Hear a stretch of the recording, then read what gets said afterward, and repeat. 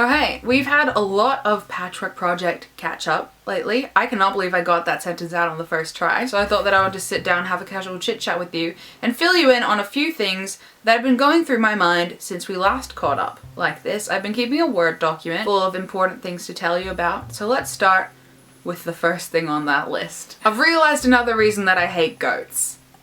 I don't know necessarily how well informed you are on my barnyard animal saga. It's not really a saga, I just tend to not really like a lot of barnyard animals. There's a weird goat Snapchat filter right now that I'm okay with, and I also am a Capricorn, which is a fish goat. So I feel like I should like them, but I don't. I hate goats. And I always thought that it was primarily because when I was a small child, a goat tried to run at me and I did not appreciate that. But I realized a few days ago that another reason I hate goats is because of their pupils. Have you ever seen the pupils of a goat? Because they don't just get bigger and smaller in circles. They like dilate into little slits. Like a cat or like a shark. Like I just don't like it. No, I don't appreciate it. I looked into the eyes of a goat. Not in real life, I would never let one get that close to me. But I was looking at maybe a video of a goat or a photo of a goat and it had these gross slit pupils and I was like, that right there. Don't trust that, don't like it. So there's that. However, in saying that, I did see a bunch of baby goats prancing around in a vine recently, and I didn't hate them. Lambs are disgusting. My friend Nina had a lamb for a bit when we were in high school. His name was Jake, and he had to wear a diaper, and he was really disgusting. Speaking of the Kylie Jenner year of realizing things, I've also realized another reason that I don't like magicians. If you haven't been following along with the magician thing, I will link down below a video where I explain it, a video where I talked to Stephen Bridges about the fact that I don't like magicians, and then a video that went up like a day or two ago where you can actually witness me watching Stephen perform a magic trick. But I realized while I was at Stephen's house that another reason I don't like magicians is because it makes me so angry when people won't tell me things. This is a blanket rule. If I'm like, why won't you just tell me? Like that makes me so angry. I feel like most people kind of have that going on. But with magicians, I don't really care to see the trick. I don't really care for like the wonder and awe. Just tell me how you do the trick, that's all I care about. But I know that no magician is ever gonna tell me how they do the trick, and that makes me so mad. Veering away from things that make me angry into a more positive arena. Things that make me very happy. If you know anything about me, which is a phrase that I've realized I use a lot, but if you know anything about me, you really will know that I have an undying, pure and true love for the Backstreet Boys. However, that doesn't mean that I didn't grow up with NSYNC as well, and recently I have been listening to NSYNC's No Strings Attached album like on repeat. I enjoy it musically, I enjoy it nostalgically, and I now also really appreciate it thematically because I've realized that almost every single song on that album can be brought back somehow to the underlying theme of you might not like me right now, but you sure will eventually. And that is a message that resonates with me at my very core. Additional fun fact, pretty much any time that I walk into any room, the song that plays in my head is track number 9, Bring In Da Noise. So feel free to listen to that and understand just a little bit more about who I am fundamentally as a person. This is going to be a controversial topic. I know from experience that the people of Great Britain are very emotionally invested in this, but I just have to say that I don't understand the Bake Off. I really don't. I tried. I gave it such a chance. But realistically, nothing freaking happens. They're just baking in a tent, and I understand that there are other shows revolving around a similar premise, but there's always like some sort of additional component. Oh, the Bake Off doesn't do that. It really doesn't, no matter what the theme is, because I sat through Batter Week, I sat through Pastry Week, I sat through another week, the theme of which I don't recall. Regardless of what the theme is, they're gonna make some kind of mixture, they're gonna sit around waiting while it's in the oven, and then they're gonna shove some kind of goop either on or in it. That's all that happens 3 times an episode. Every episode of the series. They're literally just in a tent baking.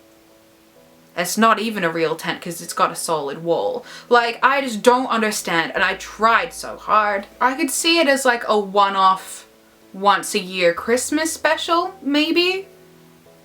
But like Bread Week. I think I watched Bread Week. If I want to watch someone baking bread, I just go visit my dad. He probably does it much better than anyone on that show anyway. Loves his bread, does Andrew. I gave it a shot. I really tried. I want to continue living in this country, but there's just no part of me that understands the appeal of watching people make batter, sit near an oven, and then freak out. There's not even good freakouts. You want to see a good freakout? You watch Rylan when he got through to the X Factor live shows. That's a fantastic freakout. On Bake Off, they don't do that. On Bake Off, they'll either like, I don't know, their pastry will collapse or they'll knock something off a tray and they'll go, oh no, and like some dramatic music plays in the background and all the other contestants like look over for a second. That like half the time is clearly not even them reacting to that actual situation. Like it just, there is no drama, okay? They're just baking in a fake ass tent. Please still let me live here. Something else that I just truly do not understand is why desperados exist. If you're like me a few months ago and you don't know what a desperado is, it's a tequila flavored beer, right? Let that sink in. It's not a beer with the alcohol content of tequila. It's just the flavor of tequila in a normal beer. I don't understand. This probably says more about the company I keep than anything else, but I don't know if I've ever encountered someone who's been drinking tequila for anything other than the alcohol content. If anything, you drink tequila in spite of its taste. So why would you take the worst part of tequila and put it in a beer? Like, I just don't, no part of me understands this. I don't understand why desperados exist. I don't understand why they're sold so widely. And I don't understand why pretty much everyone that I know in this country drinks them voluntarily. Like, a desperado to me is something that would get presented on Dragon's Den, and they would all just be like, have you thought this through at all?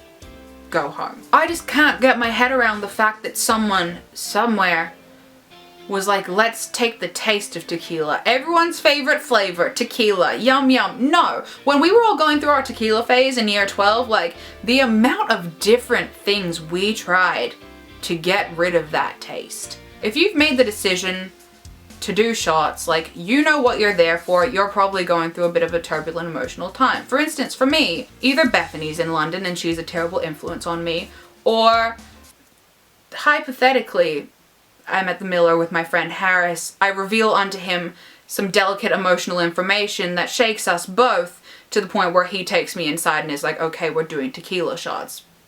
Again, completely hypothetical. Real talk for a second, like I did enough shots of absinthe while I was on schoolies to desensitize myself to pretty much everything else. So at this point in my life, my attitude when it comes to shots is just get it done. I 100% understand why other people have like an entire shot routine. Side note, if you want me to make a video on my shot routine, let me know down in the comments. But I completely understand why other people are like, I gotta do this before my shots, I gotta do this after my shots, and then I have to run around the whole bar 3 times. Like, because shots taste gross. They come in shot form for a reason. You don't do little tiny mojito shots because you drink the mojito because it tastes fantastic. You do shots of things because it gets the job done and you don't have to taste it too much if you throw it down correctly. Why then would you take a flavor that is widely avoided and shove it in something else? I just don't understand. Let's wind things down with another discovery that I've made about myself, and that is the fact that I can't deal with conspiracy theories. I really can't. The other night, I started watching Shane Dawson conspiracy theory videos and then I didn't sleep. Like, there's just something about conspiracy theories that just does not mix well with my brain. Do not ever talk to me about the Mandela effect. Because I remember that landmass to the left of Australia. I remember that from when I was on a Singapore Airlines flight when I was like 6. And that fucks with me on a level that I don't ever want to delve into. If the Mandela effect is real, as long as I never find out, I'm fine. You know, blissful ignorance.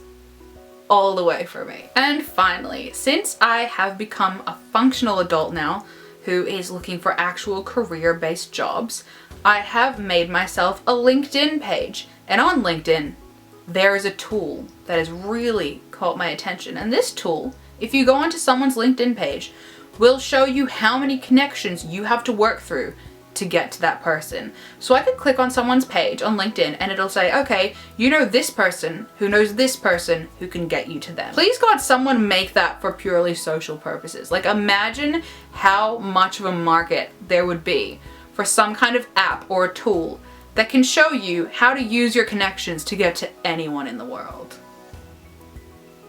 If I knew how to make apps, oh buddy, would I be making that. Maybe I could use the LinkedIn tool to find someone who's really good at making apps. I mean, I also haven't done any research whatsoever and it probably already does exist. But either way, I was like, that's sick. That's a really good idea. I've always schemed my way to people. Like, I've got a few people in my head who I want to be friends with over the course of my life. Oh, I know how to get to each one already. Some of them are a little bit complicated. But I have faith in myself. I believe. I truly do. One final thing before I go. In my last sit down chit chat video, I mentioned that I want to film a Q&A with questions that you genuinely want to know the answers to about me. So I'm gonna film that sometime soon. If you've already left questions on that video, that's fine, I'll get them from there. Otherwise, leave more questions in the comments on this video. And if you want to ask a question but you don't want me to know who's asking it, go ask it on my Tumblr. I will link my Tumblr. I never answer questions on my Tumblr because I have that purely just to look at pretty photos. But if you send them to my inbox there, I'll see them and I'll put them in the video. And that's it. I think that's it. Bye.